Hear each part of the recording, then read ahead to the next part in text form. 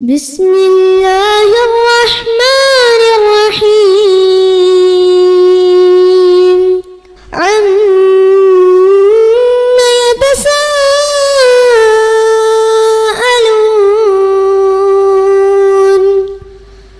عن النبأ العظيم الذي هم فيه مختلفون كلا سيعلمون ثم كلا سيعلمون.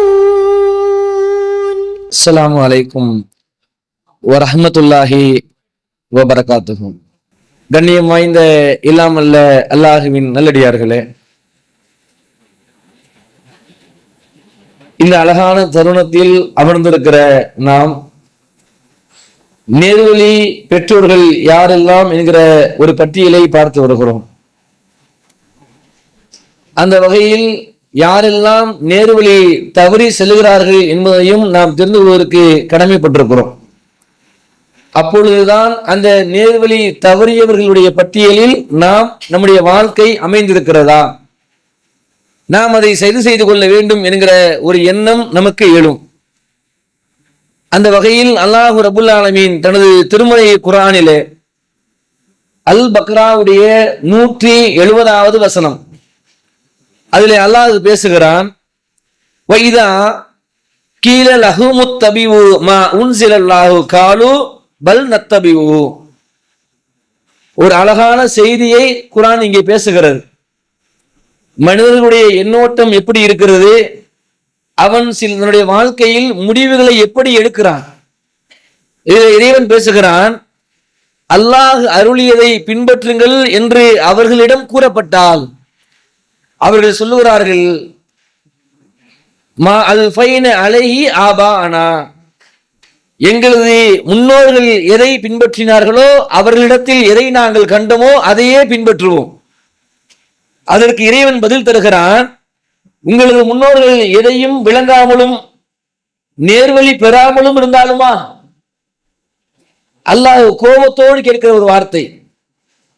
உதாரணத்திற்கு, ஒரு முதலாளி இடத்துல ஒரு பணியாளர் வேலை செய்கிறார்.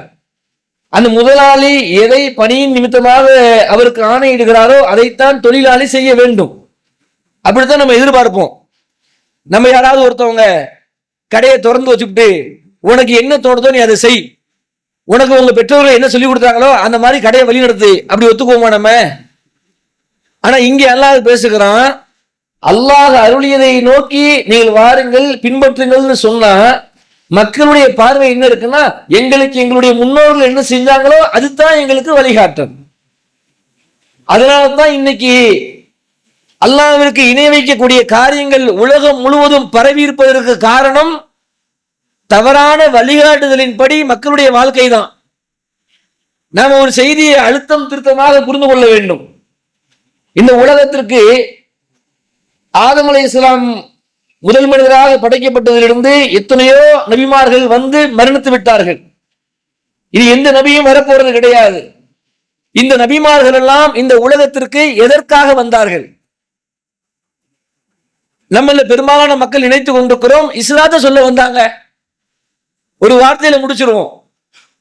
ஆனால் இஸ்லாத்தை சொல்லுவதற்காக நபிமார்கள் இந்த உலகத்திற்கு அனுப்பப்படவில்லை. மாறாக நபிமார்கள் எல்லாம் அனுப்பப்பட்டது அல்லாஹுவை மட்டும் வணங்குங்கள் என்று சொல்வதற்கு. ஏன்னா ஒவ்வொரு நபிகளுடைய காலகட்டத்திலுமே எந்த ஒரு நபிக்கும் அல்லாஹுவை பற்றிய அறிவு இல்லை, எந்த ஒரு சமுதாயத்துக்கும் அல்லாஹுவை பற்றிய அறிவு இல்லாமல் இல்லை. எல்லா மக்களுக்கும் அல்லாஹ்னா தெரியும். எந்த அளவுக்குன்னா, இப்ராஹிம் அலைஹிஸ்ஸலாமுடைய தந்தை ஆசர் அவர் என்ன பண்ணாரு? அல்லாஹ்வை ஏத்துக்க மறுத்தாரா? அல்லாஹ்வை ஏத்துக்கிறேன்னாரு. எங்க பிரச்சனை? நான் அல்லாஹ்வை மட்டும் ஏற்றுக்கொள்ள வேண்டும் என்கிற விடயத்துல தடம் மாறி நான் அல்லாஹ்வையும் ஏற்றுக்கொள்வேன். இங்க அதான் பிரச்சனை. அதே போன்று நபியல்லாஹ் ஸல்லல்லாஹு அலைஹி வஸல்லமுடைய தந்தையின் பெயர் என்ன? அப்துல்லாஹ். இஸ்லாமிய பெயரா இல்லையா? இன்னும் சொல்ல போனா அர்த்தமுள்ள ஒரு பெயர், அல்லாஹ்வின் அடிமை. நபி ஸல்லல்லாஹு அலைஹி வஸல்லம் பல பேருக்கு பேரை வைக்கும் பொழுது இந்த பேரை வச்சிருக்கிறாங்க. அப்போ நபிகள் நாயகம் ஸல்லல்லாஹு அலைஹி வஸல்லம் தந்தையின் பெயர் அப்துல்லாவா இருக்கிறது. ஏன் அவர் நரகத்திற்கு உரியவராக இருந்தார்? நபிகள் நாயகம் ஸல்லல்லாஹு அலைஹி வஸல்லம் தாயின் பெயர் என்ன? ஆமினா. அந்த ஆமினா என்கிற பெயர் இஸ்லாமிய பெயர். ஆனால் ஏன் நரகத்துக்குரியவராக இறைவன் கூறினான்? காரணம் ஒன்றே ஒன்றுதான்.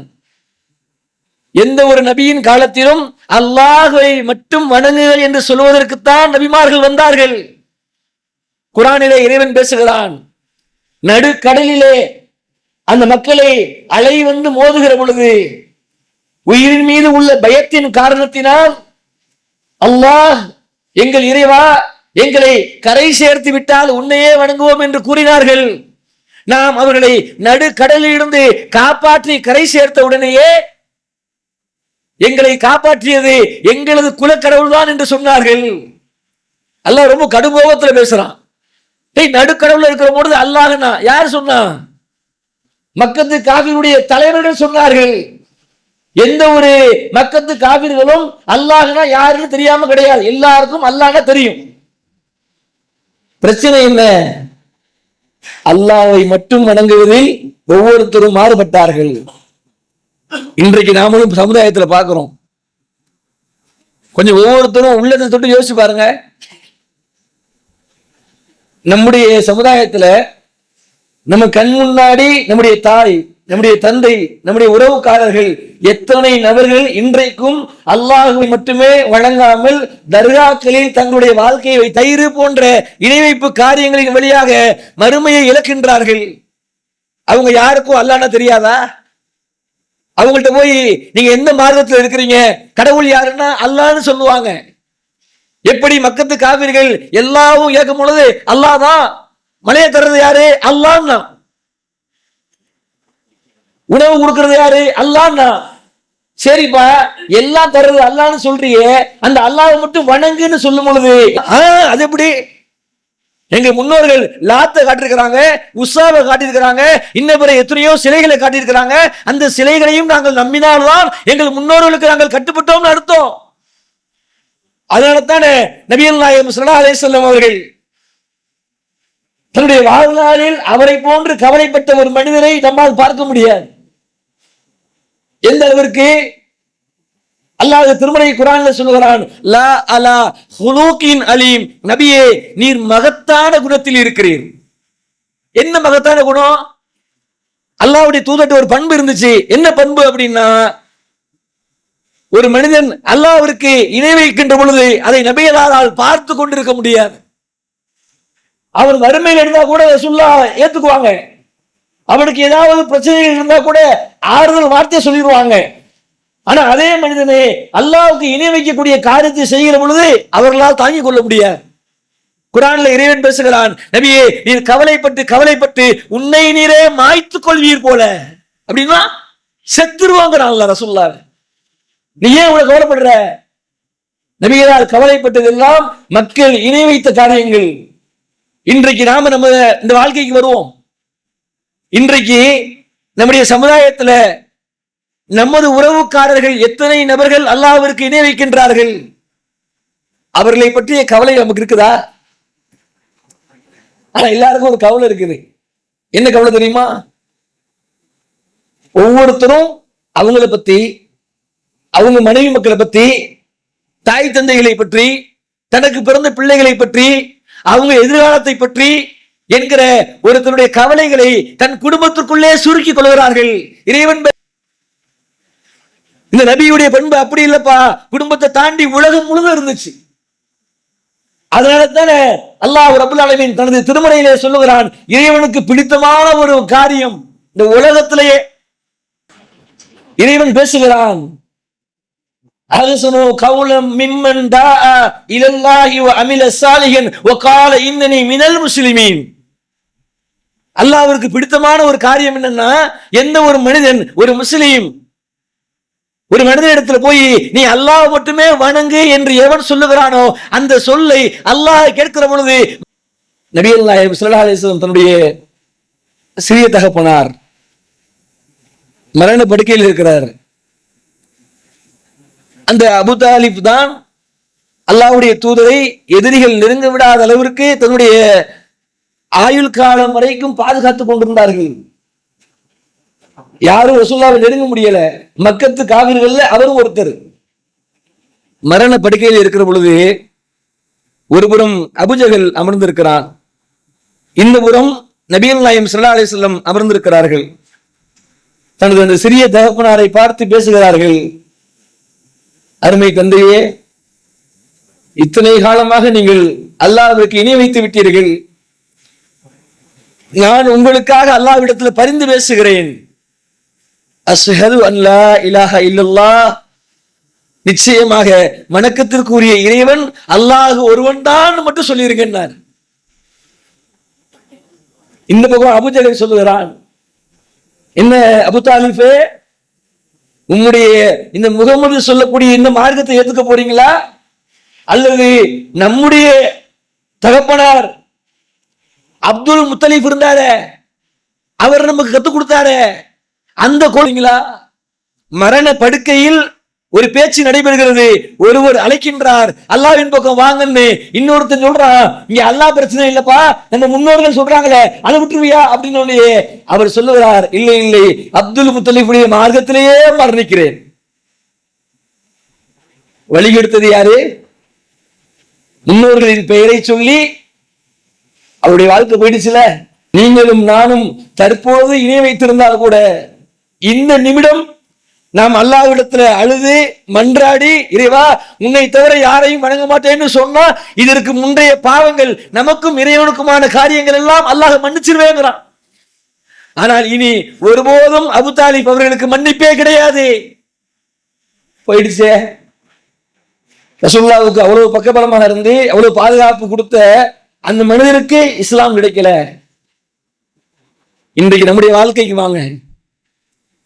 சமுதாயத்துல இணை வைப்பு காரியங்கள் தர்காக்களின் பெயரால் நடைபெறுகிறது.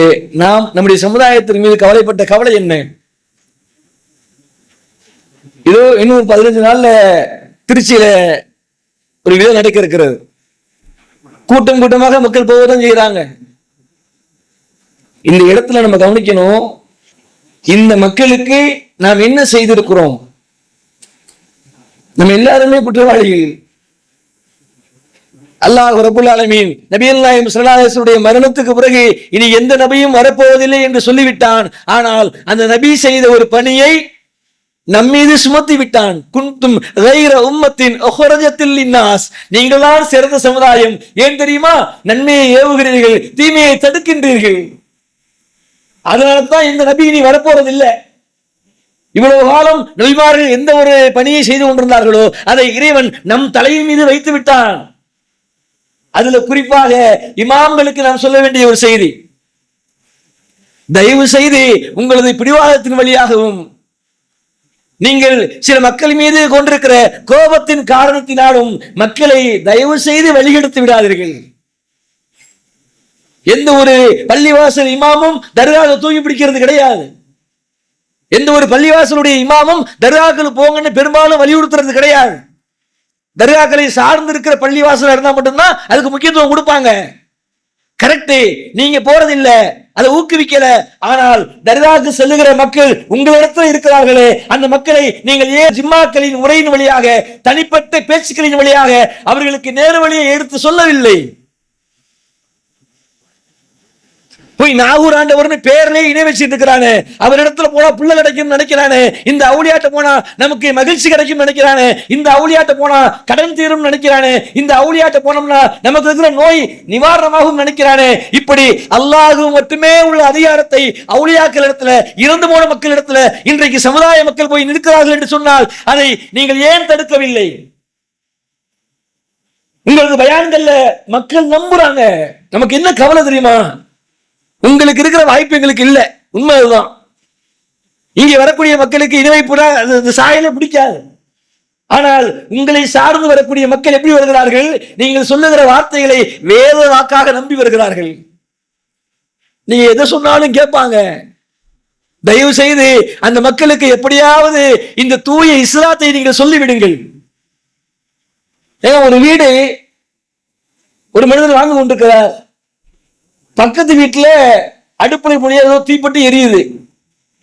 எல்லாரும் போய் காப்பாத்துறோமே. ஏன் காப்பாத்துறோம்? அந்த நெருப்பு அந்த மனிதனை கொன்றக்கூடாது, கொசிக்கிறக்கூடாது, அவர் உடம்புல நெருப்பு பற்றக்கூடாது, வேதனை தாங்க முடியாது. சரி, மனுஷனை காப்பாத்திட்டோம். அடுத்து என்ன பண்றோம்? அதே நெருப்பு அவனது வீட்டில் இருக்கிற பொருட்களை அழிச்சிடக்கூடாது, அதுக்கு தீ அணைக்கிறோம். அடுத்து என்ன பண்றோம்? அந்த நெருப்பு வீட்டையும் எரித்து விட்ட பிறகு பக்கத்துல வந்துடும், அதனால அணைக்கிறோம். கரெக்ட் தான். அந்த மனுஷன் நெருப்பு தாங்க மாட்டான், அவன் சொத்துக்கள் அழிஞ்சிரும், அடுத்து வீட்டு அழிஞ்ச பிறகு பக்கத்து வீடு அழியும் என்கிற கவலையினால் எல்லோரும் அதை அணைப்பதற்கு முயற்சிக்கிறோம்ல. அல்லாஹ்விற்கு இணை வைத்து விட்ட ஒரு மனிதன் நாளை மறுமையில் நிரந்தரமாக ஒவ்வொரு நாளும் வெந்து புண்ணாகி வாழவும் முடியாமல் சாகவும் முடியாமல் தோள்கள் எல்லாம் கருகிய பிறகு மீண்டும் மீண்டும் அவனுக்கு தோள்கள் வழங்கப்பட்டு அழிவே இல்லாத நெருப்பிலே விழப்போகிறானே, அந்த நெருப்பை பற்றி ஏன் கவலைப்படவில்லை? நம்ம தானே சொல்லணும். அதுல குறிப்பாக எந்த ஒரு தாயத்துக்கு வாங்க, இறந்து விட்டவர்கள் ஒருபோதும் பேச மாட்டார்கள். திருக்குரான் தெளிவாக அதை பேசுகிறது. வமன் அலல்லு மிம்மன் யதுஊன மின் தூனில்லாஹ் மன் லா யஸ்தஸீபு லஹு இல்லா யௌமில் கியாமா. இறந்து விட்ட ஒரு மனிதன் கியாமத் நாள் வரைக்கும் அவன் பேசவே மாட்டான். குர்ஆன்ல இறைவன் பேசுகிறான். வஹும் அன் துஆஇஹும் ஹஃபீலுன். அவன் இடத்துல போய் நீ பிரார்த்தனை பண்றியப்பா, அவன் பிரார்த்தனை கேட்பானா? சொல்லிவிட்டு இறைவன் பேசுகிறான். வைதா ஹஸுர்ரன் நாஸ கானு லஹும். எந்த அளவுக்கு என்று சொன்னால், மக்கள் எல்லாம் ஒன்று திரட்டப்படும் அந்த நியாய தீர்ப்பு நாள்ல யார்கிட்ட போய் இன்றைக்கு மக்கள் எல்லாம் அவுளியாவே எங்களை காப்பாத்துங்க, அல்லாஹ்ட்ட எங்களுக்காக பரிந்து பேசுங்க, எங்களுக்கு பிள்ளைய கொடுங்க, நோயை குணப்படுத்துங்க, உங்களை நம்பி வந்திருக்கோம் அப்படின்னு பேசிக்கிட்டு இருக்கிறோமோ, அந்த அவுளியாக்கள் நமக்கு எதிராக பேசுவார்களாம். இறைவா, இவன் ஏன் ஏட்ட வந்து கிடந்தான்? அப்ப அழகாக திட்டவட்டமாக தெரிகிறது. இஸ்லாத்திற்கும் மற்ற மத கோட்பாடுகளுக்கும் உள்ள ஒரே விஷயம் என்ன? அஹத், அல்லாஹ் ஒருவன். ரசூலுல்லாஹ்வே போய் நம்ம கையேந்த கூடாது அப்படிங்கும் பொழுது ரசூலுல்லாஹ்வை விட நாகூர் ஆண்டவர் பெரியவரா? ரசூல் ஸல்லல்லாஹு அலைஹி வஸல்லம் அவர்களை விட நம்ம இந்த அவுலியா பெரியவரா? ரசூல் ஸல்லல்லாஹு அலைஹி வஸல்லம் அவர்களை விட அஜ்மீர் தர்கா அவுலியா பெரியவரா? யோசித்து பாருங்கள், அழிந்து போயிடுவோம். இந்த உலகத்துல அல்லாஹ் இருக்கிற பண்பை ஒருபோதும் அல்லாஹ் யாருக்கும் விட்டு தர மாட்டான். திருமறை குர்ஆன்ல இறைவன் பேசுகிறான்.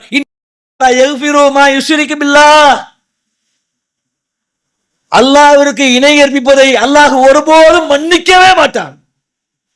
ஒரு மனுஷன் விபச்சாரம் பண்ணிட்டான், சவனம் அடைஞ்சிட்டான், ஏதோ ஒண்ணு அந்த நேரத்தில் சரின்னு பட்டுச்சு, செஞ்சு விட்டான். அவன் அழுது மன்றாடி அல்லாஹ்விடத்துல ஏதாவது நன்மைகளை செய்திருந்தால் அதை இறைவன் மன்னிக்க தயாராக இருக்கிறான். ஆனா அதே ஒரு மனிதன் அல்லாஹ்விற்கு இணை வைத்த வகையிலேயே அவன் மரணித்து விட்டால் இறைவன் பேசுகிறான், அதை ஒருபோதும் நான் மன்னிக்க மாட்டேன். திருமறை குர்ஆன் பேசுகிறது. சும்முன் புக்முன் உம்மியுன் ஃபஹும் லா யர்ஸவுன். அவர்கள்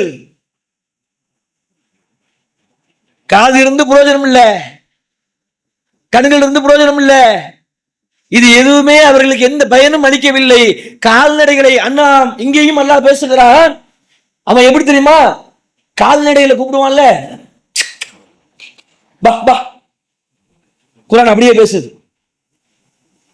எதுவுமே விளங்காத கால்நடைகள்கிட்ட போய் ஒருத்தன் பேசினா எப்படி பேசுவானோ அதை போன்று தான் இவர்களின் நிலை. உங்கள் அஸ்னான் மல்டி ஸ்பெஷாலிட்டி பல் மருத்துவமனை. பல் மற்றும் வாய் சம்பந்தப்பட்ட அனைத்து விதமான நோய்களுக்கும் எங்களிடம் சிறப்பு சிகிச்சை அளிக்கப்படும். அஸ்னான் மல்டி ஸ்பெஷாலிட்டி பல் மருத்துவமனை, கலெக்டர் அலுவலகம் அருகில், நாகர்கோவில். நீங்கள் அனாதை குழந்தைகளை ஆதரிக்க விரும்புகிறீர்களா?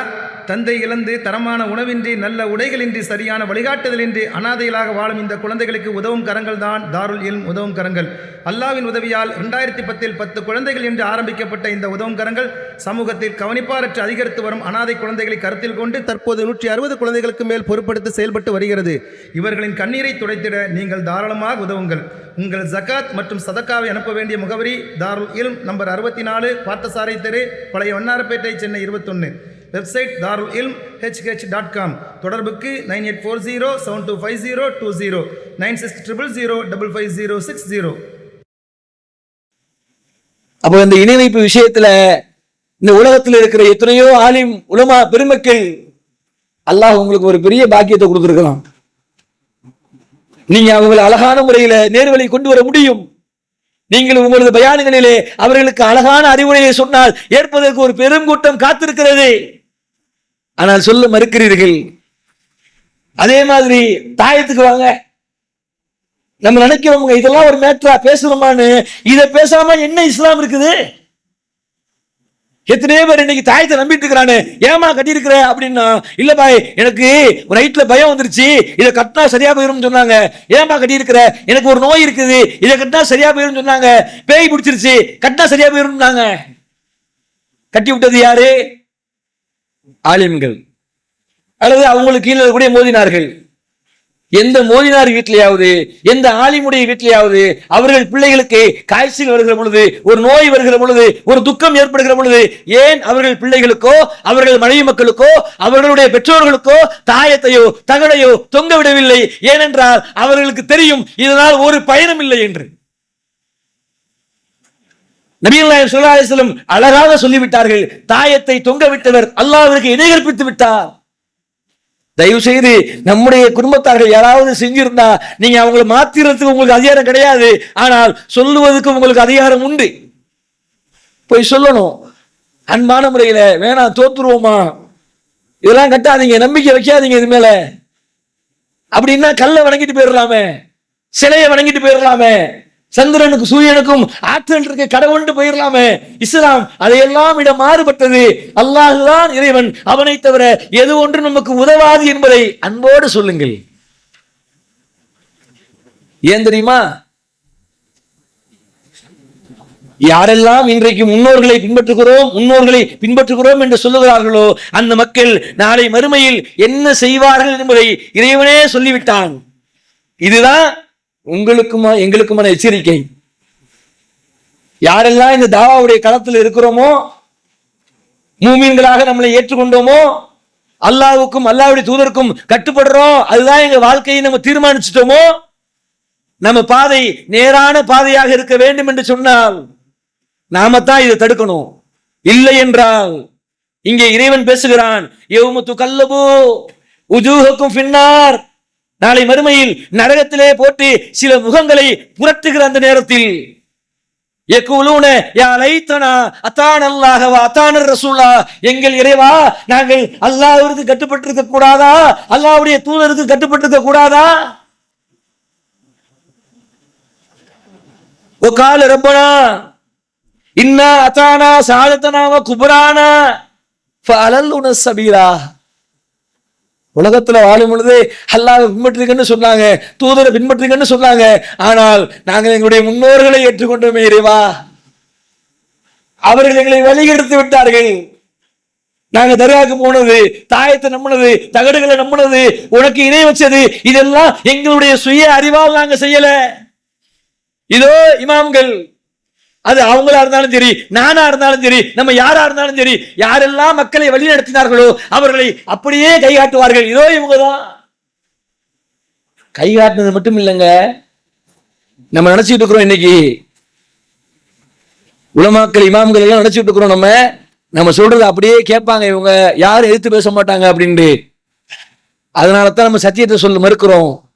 சில இமாம்கள் பேசுகிறார்கள் தைரியத்தோடு, இருந்தாலும் உள்ளூர்ல முத்தவள்ளிக்கு பயம், அவங்களுக்கு பயம். நாம் கேட்கிறோம், ஆலிம் பெருமக்களே, குர்ஆனை கற்றவர்கள் நீங்கள், இறைவன் சாமானிய மனிதனை விட உங்களுக்கு அதிகமான அறிவை கொடுத்திருக்கிறான். அப்படி என்றால் இந்த சத்திய மார்க்கத்தை நீங்கள் எவ்வளவு அழகாக எடுத்து வைக்க வேண்டும்.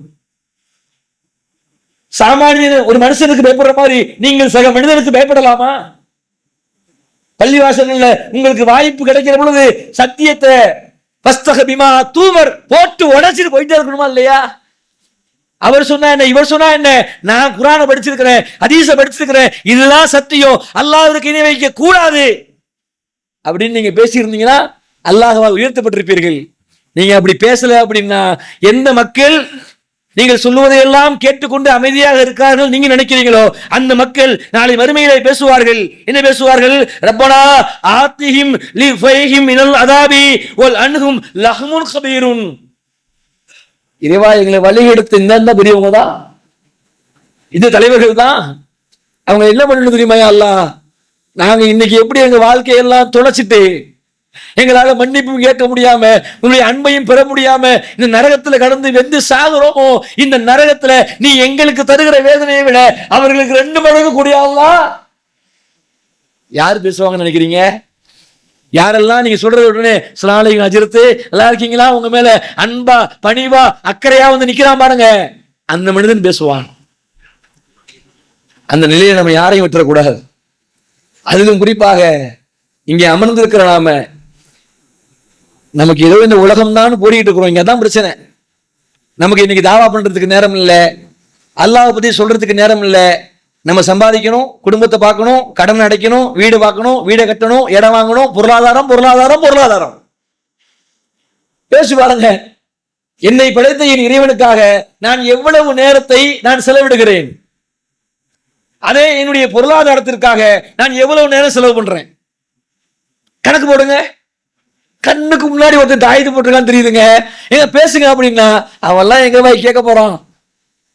நம்மள தௌஹீத்வாதிகள் பேசுற பேசு இதெல்லாம். ஒருத்தர் வர்றாங்க, அவங்கள்ட்ட போய் உதவி செய்யறோம் அல்லது வேலை செய்யறோம், எந்த அளவுக்குன்னா அவங்கள்ட்ட போய் தௌஹீத சொன்னா கஸ்டமர் மிஸ் ஆயிடுவாங்கன்னு நினைக்கிறோம். இன்னைக்கு நம்ம ஈமான் எவ்வளவு பலவீனம் ஆயிடுச்சு பாருங்க. நமக்கு ரிஸ்க் கொடுக்கிறது, உணவு கொடுக்கிறது அல்லாஹ். நம்ம என்ன நினைக்கிறோம்னா, நீங்க அவனை கையை பிடிச்சி தடுத்து கையை முறிச்சு சொல்லுங்க, அப்படி அல்லாஹ்வும் சொல்லல. அல்லாஹ் என்ன சொல்றான்? அவன் இணை வைக்கிறானா, அவன்கிட்ட போய் எப்பா அல்லாஹ் இப்படித்தானப்பா, இதை ஏன் பண்ண, இதை பண்ணாத, இதெல்லாம் சிறுக்கு, தோத்து போயிருவோம், நரகத்துக்கு போயிருவோம், அல்லாஹ் மன்னிக்க மாட்டான் சொல்லு. ஏத்துக்கிறவன் ஏத்துக்கிறான், ஏத்துக்காதவன் போகட்டும், பிரச்சனை இல்லை. அதற்கும் இறைவன் பதில் தருகிறான். யாரெல்லாம் தங்களது வழிகேட்டிலே இருக்கிறார்களோ அவர்களை அப்படியே விட்டு விடுகிறோம். யாரு சிந்திச்சு செயல்பட நினைக்கிறானோ அவன் எல்லாம் கைவிட மாட்டேங்கிறான். இன்னைக்கு யோசிச்சு பாருங்க, நாம ஒவ்வொருத்தருமே காலை எழுந்தது வரை இருந்து இரவு தூங்குகிற வரையும் எத்தனை மக்களை பார்க்கிறோம், எத்தனை மக்கள் இடத்துல அல்லாஹ்வை பற்றி பேசி இருக்கிறோம். நாம நினைச்சுக்கிட்டு இருக்கிறோம் அது எங்க வேலை இல்லை, அதெல்லாம் பயன் பண்றவங்க பாத்துக்குவாங்க, பள்ளிவாசல் இமாம் பாத்துக்குவாரு, தோற்று விடுவோம். நாளை மறுமையில நீங்க யாரெல்லாம் கடந்து போனீங்களோ அவங்க உங்களுக்கு எதிராக சொல்லுவாங்க, யா அல்லாஹ் இவர் என் வீட்டுக்கு 10 தடவை சர்வீஸுக்கு வந்திருக்கிறாரு, இவர் என்ன கடையில டெய்லியும் பார்க்கிறாரு, என்கிட்ட பொருள் வாங்குறாரு, பொருள் கொடுக்கிறாரு, ஆனா அல்லாஹ்வுக்கு இணை வச்ச விஷயத்த என்கிட்ட சொல்லவே இல்லையே. ஏன் அப்படின்னா, குர்ஆன்ல இறைவன் ஒரு வரலாற்றை சொல்லுகிறான். மீன்பிடி சமுதாயம் அல்லாஹ் தடுத்துட்டான், இந்த நாள்ல நீங்க மீன் பிடிக்க கூடாது. இது அவங்களுக்கு அல்லாஹ் போட்ட ஒரு ஆர்டர். நம்ம எப்படி ஜிம்மாவுல அந்த 1 மணி நேரம் வியாபாரம் பண்ணக்கூடாது, அதுல நம்ம எப்படி இருக்கிறோம்னா, நம்ம வேலைக்கு வந்துடுறோம், வேலைக்கு இருக்கிற பணியாட்களையோ மற்றவங்களையோ வச்சு கடையை வந்து வியாபாரம் பண்ணிட்டு இருக்கிறோம். அல்லாஹ் பாதுகாக்கணும், அது ஹராம். நீங்க ஒரு இடத்துல பணி செஞ்சுக்கிட்டு இருக்கிறீங்க, உங்க ஓனர் இஸ்லாத்துக்கு மாற்றமானாருன்னா உங்களுக்கு பிரச்சனை இல்லை. ஆனால் இன்றைக்கு பெரும்பாலும் ஓனர்களாக நாம தான் இருக்கிறோம் நம்ம சமுதாயத்துல. என்ன பாய் கடையை மூடிட்டீங்களா? இல்ல இல்ல பாய் பசங்க பாத்துக்குவாங்க. அவன் முஸ்லீம் இல்ல, சரி முஸ்லீம் இல்லத்தான், அவனுக்கு ஜிம்மா கடமை இல்லத்தான், ஆனால் அவன் சம்பாதிக்கிற பொருளாதாரம் உனக்கு ஹலாலா ஹராமா? அங்கே அல்லாஹ் அவங்களுக்கு ஒரு கட்டளை போட்டான். என்ன கட்டளை? அந்த நாள் முழுக்க மீன் பிடிக்க போக கூடாது, சோதனை. அதுதான் அவங்களுக்கு ஜிம்மா மாதிரி, வணக்க வழிபாடு மாதிரி. ஆனா அப்ப வளர்த்து அல்லாஹ் ரப்பல் ஆலமீன் மீன்களை எல்லாம் கடல் மேல அப்படியே துள்ளி குதிக்க வைக்கிறான், சோதனை.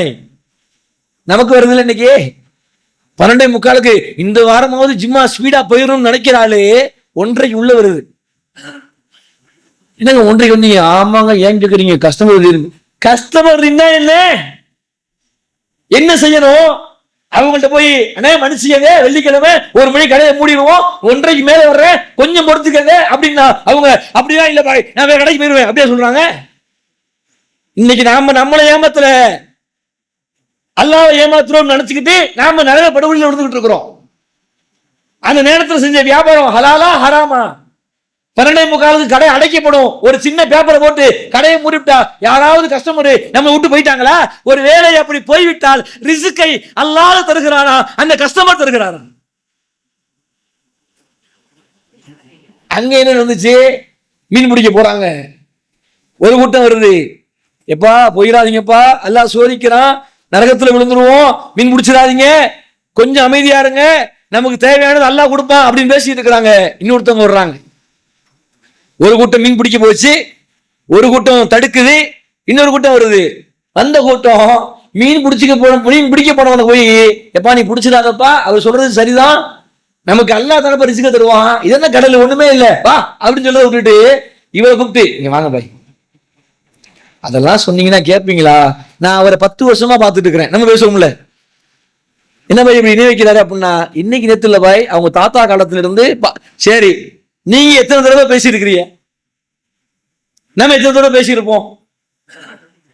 பண்ண போறவங்களையும் யாராவது ஒருத்தங்க வாங்க பாய் சொல்லலாம் அப்படின்னா, பாய் அந்த வீட்டுக்கு போக வேணாம், நம்ம ஆட்களே, எனக்கு அதான் பிரச்சனை, நம்ம ஆட்கள்கிட்டே போய் ஏங்க தாவா பண்ணலாங்க வாங்க அப்படின்னா, அந்த வீட்டுக்கு வேணாம் பாய். ஏன் கேக்குறீங்க? 5 வருஷமா இங்க கிளைய ஆரம்பிச்சதுல இருந்து நம்மளும் தாவா பண்றோம், திருந்தின பாடே இல்ல, திருந்தல, அது நம்ம கையில இல்ல, தடுக்கிறோம் தாவா பண்ண போறவனையும். அது போன்றவே அங்கே தடுத்தார்கள். இறைவன் சொல்லுகிறான், அந்த இடத்தில் யார் மீன் பிடிக்க சென்றார்களோ அவர்களையும், யார் மீன் பிடிக்க சென்றவர்களை தடுத்தவர்களையும். 2வது கேட்டகரி தப்பிச்சிருச்சு. ஏன்? எடுத்து சொல்லிடுச்சு போவாதீங்க, அல்லாஹ் குற்றம் முடிச்சிருவான்னு. முதல் கேட்டகரி ஆல்ரெடி தப்பு செய்ய போயிடுச்சு. 3வது கேட்டகரி தடுத்தவங்களை தடுத்துச்சு. அல்லாஹ் சொல்லுகிறான், குரங்குகளாகவும் பன்றிகளாகவும் அவர்களை நாம் நேர்வழியில் இருந்து மாற்றி விட்டோம், முடிஞ்சிருச்சு. தயவு செய்து கவலைப்படுங்க, நம்ம குடும்பத்தை மட்டுமே, வாழ்க்கையை சுருக்காதீங்க. நம்ம அப்படி அதுக்கு வரல. இங்க இந்த உலகத்துக்கு நம்ம வந்தது நல்லா சம்பாதிக்கணும், நல்ல வீடு வாசல் அமனம், எல்லாம் மண்ணோட மண்ணா போயிடும், ஒண்ணும் இல்ல. நம்ம செத்தோம்னா அடுத்த வாழ்க்கையை வாழ்ந்துட்டு மனைவி போயிட்டே இருப்பா, மனைவி செத்துட்டானா நம்ம அடுத்த வாழ்க்கையை வாழ்ந்துட்டு போயிட்டே இருப்போம், நாம போயிட்டாலும் பிள்ளைங்க வாழ்றது வாழ்ந்துட்டு தான் இருக்கும். அதற்காக நீங்கள் ஏதோ குடும்பம் சொல்லி இறைவனை மறந்து இந்த உலகத்தை நேசித்து விடக் கூடாது. நன்மை ஏவி தீமையை தடுத்தா தான் நேர்வழி இருக்கும்னு அர்த்தம். நாங்க நன்மையை ஏவல, தீமையை தடுக்கல, நாங்க 5 வேளை தொழுகிறோம், நாங்க ஜகாத்து கொடுக்கிறோம், நாங்க அழகா இருந்துக்கிறோம், நாங்க பாட்டு வேலை ஒன்று இருக்கிறோம் அப்படின்னு